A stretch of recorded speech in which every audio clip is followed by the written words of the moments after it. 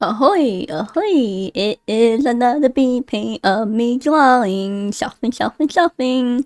And this time is a little bit different, a little special, kinda, not really, but it is a beat paint of snakes and me making them into stickers where I actually was able to record a video with my phone and import it to my computer to make it really gut edit. Please excuse my footage. I don't know how to do this. It's my first time actually editing a video with my hands. It's very strange. I kind of don't know how regular people do it. Not regular, that sounds weird. People who do videography, I'm like, this is very strange. I'm not a fan. It's a lot harder than I thought it would be. But nonetheless, I want to showcase what it looks like when you cut stickers. At least, I'm sure other people, what it looks like from other videos that you've probably seen online or advertisements for a color machine. So, nothing too special, but I wanted to show my setup just a little bit and how I do things. But yes, okay, so what I am drawing right here is for the Lunar New Year, and if you don't know too much about the Lunar New Year, it also known as the Chinese Zodiac, so Lunar Zodiac, Chinese Zodiac, yada yada, and it goes in increments of 12, so each year is a different animal. So for example, last year was the dragon. I was born of the year of the dragon, which is cool, which is why I made a hairstyle that looks kind of like a dragon, but I did draw the outfit, but apparently I never wigged it, so I don't have one for my model, and I can't get one for a while because I no longer have Light 2D as a program that I can use.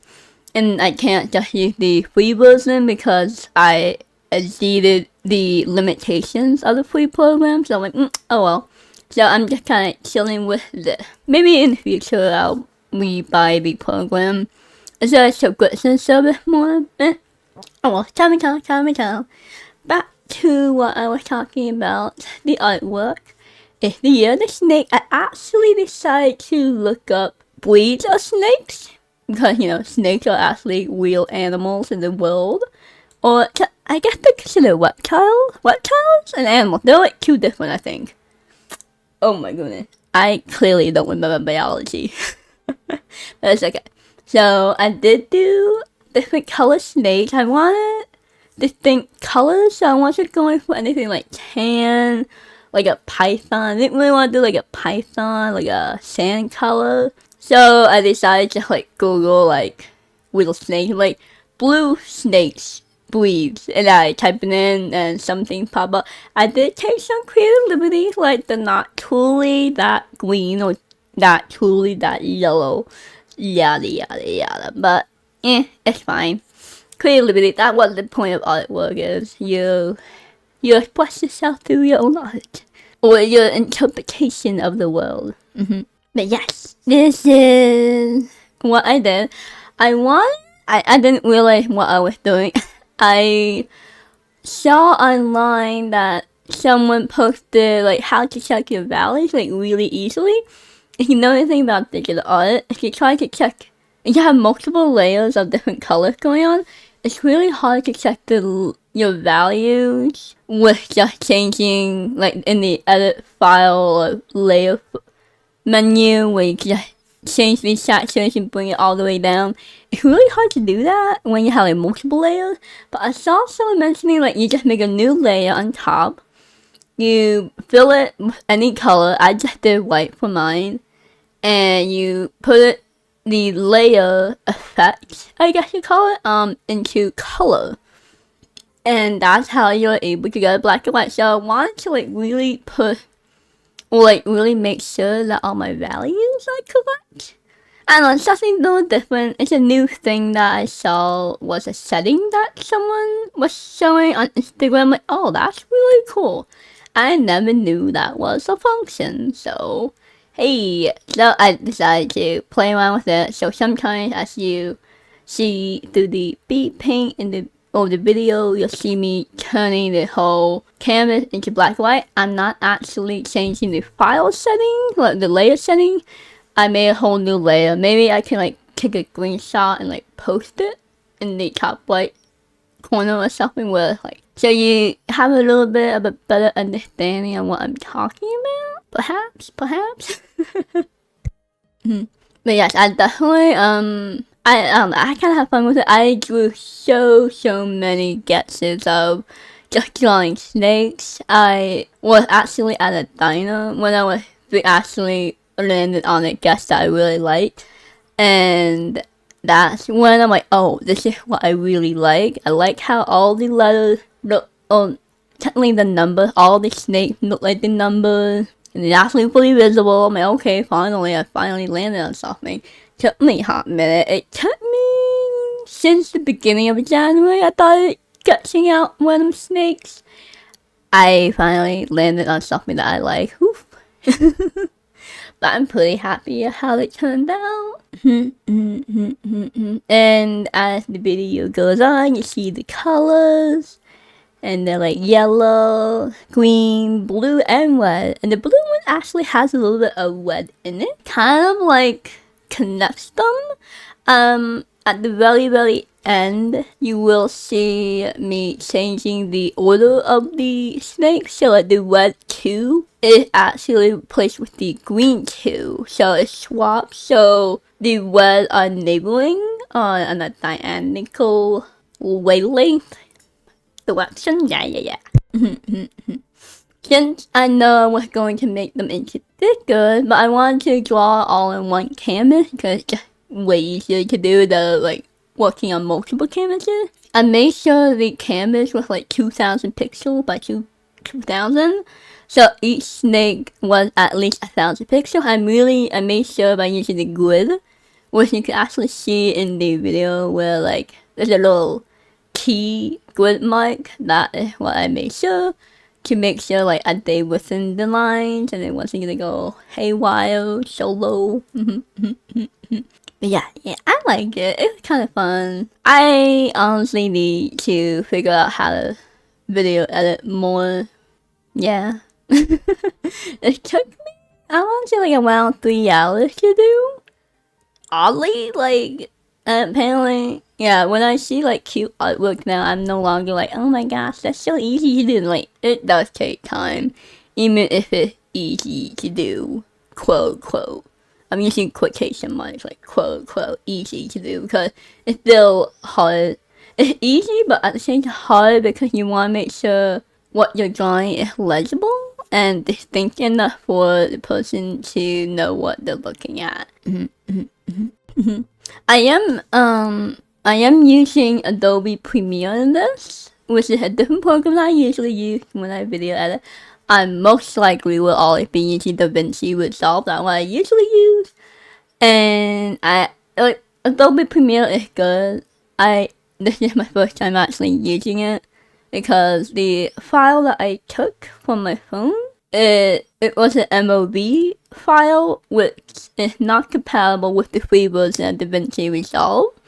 But since I am paying for the Adobe product subscription base, I'm like, I might as well actually just download it and see what it does. It's not really like with more like, I don't know what where everything is because I'm just used to using DaVinci.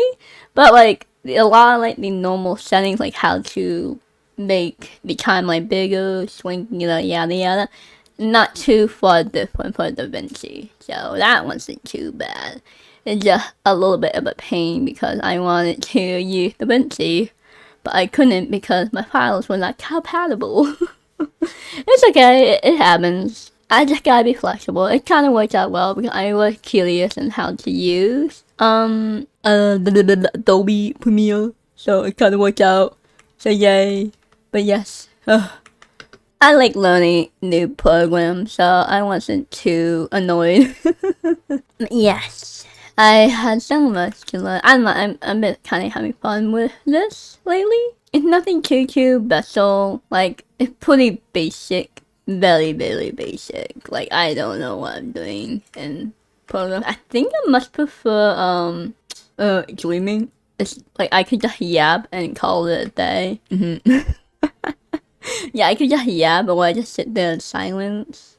I don't know, video editing has a very, very strange thing that I don't really understand entirely because sometimes the footage that I have is like way too long. I'm like, what the heck? Who wants to sit here watching a video with like barely anything happening on the screen? Yeah, really strange. But it's okay. I'm still learning. It's just for fun. Well, yeah, pretty much for fun. I had no intention doing this like every single day, full time.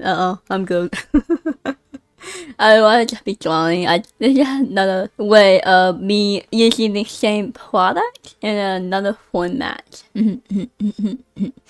And plus, like I said, I really like watching time lapses, and I know I've been outside of the art community for so long. I don't really see time lapses anymore, which kind of makes me a little sad since everything is such fast-paced format now. I don't know. I don't want to see it much.